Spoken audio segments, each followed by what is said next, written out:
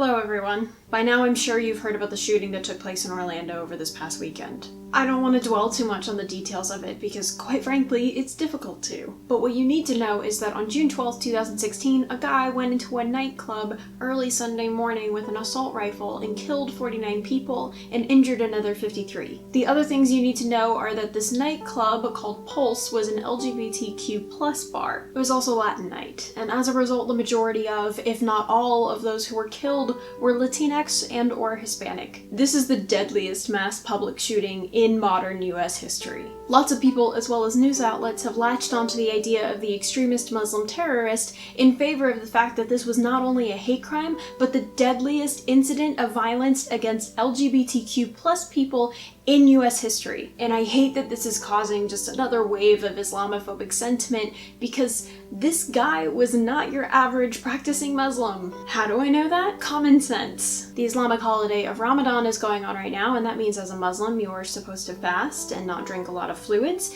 and also abstain from sinful behavior like drinking, smoking, cursing, fighting, and f***ing murder. So anyone trying to condemn all Muslims in the comments because of this one guy will not only be wrong, but deleted. So this hit me kind of hard.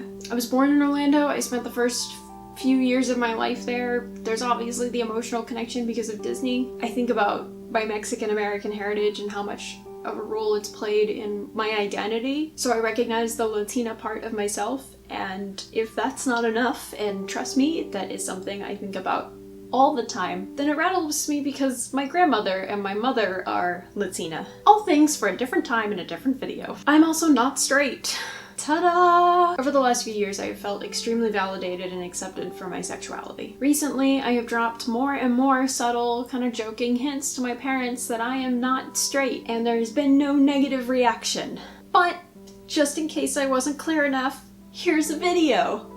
And this is ridiculous, and I know it, but in the face of this horrible tragedy, I wanted to feel like I could do something. I'm amazed by the people who have shown such courage in dealing with this event. And the amount of love and support from people has been wonderful to see. I want to do something to contribute to that in whatever way I can.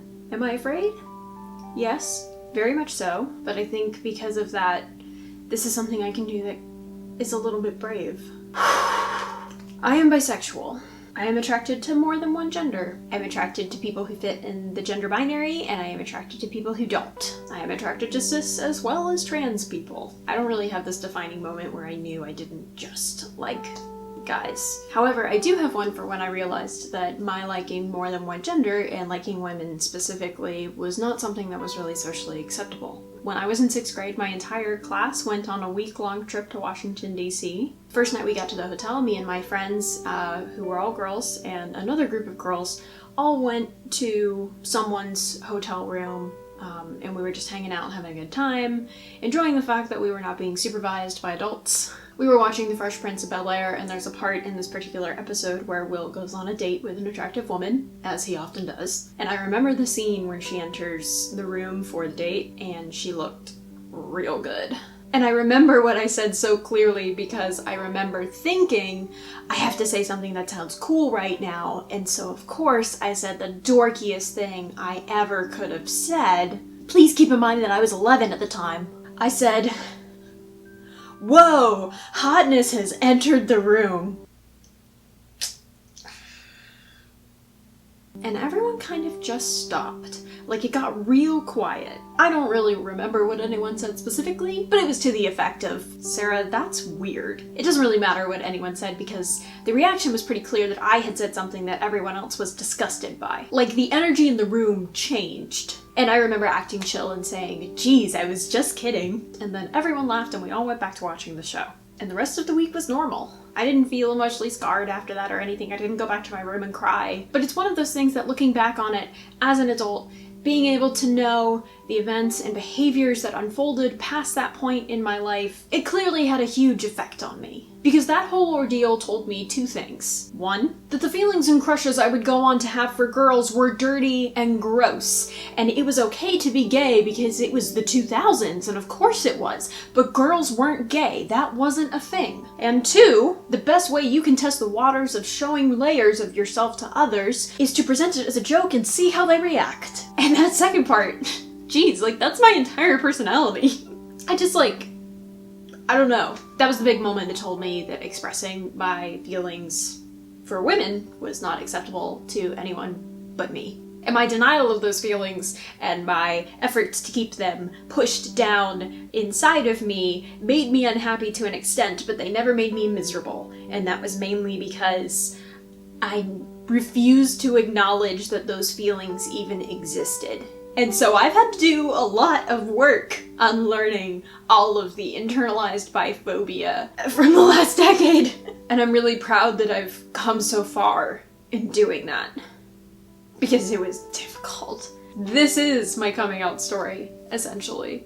I mean, I've just told friends and people because it's obviously not the only part of me, but it's still a part of me that feels really important because I've spent the last decade denying that. I guess I hoped that by doing this I could show that, not that I'm not afraid, but that I'm still proud to be who I am. And I'm glad that I'm at a point where I am. Oh, it's getting so real in here, guys.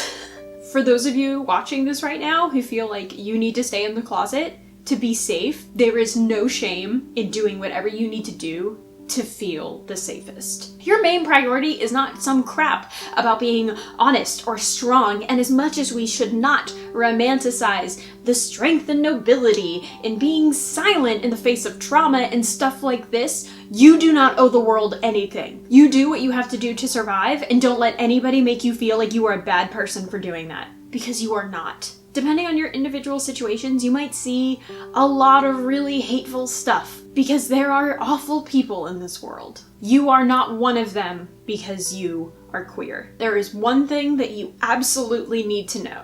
It is not your fault. It's not your fault for being queer, non-white, disabled, whatever. It is not your fault, and no one deserved this. This next thing goes out to everyone, but especially straight allies. Make sure you tell your friends that you would love and support them, no matter their gender identity or sexual orientation. And you tell them that regardless of whether or not you think they may or may not be queer, because you don't know. You can't always tell. And if it turns out that you do have friends who are queer or trans or whatever, telling them without any prompting that you love and accept them is one of the most genuinely compassionate things you can possibly do for them. And no, it doesn't matter if you think that your friends know you love them, or if they do know that you love them. This is one of those things where you need to say those exact words. Not, you can trust me, or I'm your best friend and I love you. No, you need to say, I am your best friend and I will love you and support you if you are trans or gay. Yep, okay, I'm done. If anyone wants or needs to talk to Paige or I, you can leave comments below, but if you would like something more private, our Tumblr inboxes are open. You can message us on Twitter or even on YouTube privately, and we'll try to help in any way we can. There are lots of support hotlines with people who are trained to help you deal with emotional distress, and if you're in Florida, I know that you can definitely dial 211 and you'll be connected to someone who can help you with that. And it's free. If you can, schedule an appointment to donate blood, especially if you're in Florida, but really schedule an appointment because they have so many people just coming in right now that they can't handle it. And the people who are in the hospital right now will still need blood next week. My friend Rowan Ellis wrote this really touching speech about the shooting, and it's really just so good. Please go read it if you feel like you can. Subscribe for more videos every week. I can almost guarantee that next week's video will be more lighthearted and fun. Stay safe, everyone. I will see you next week.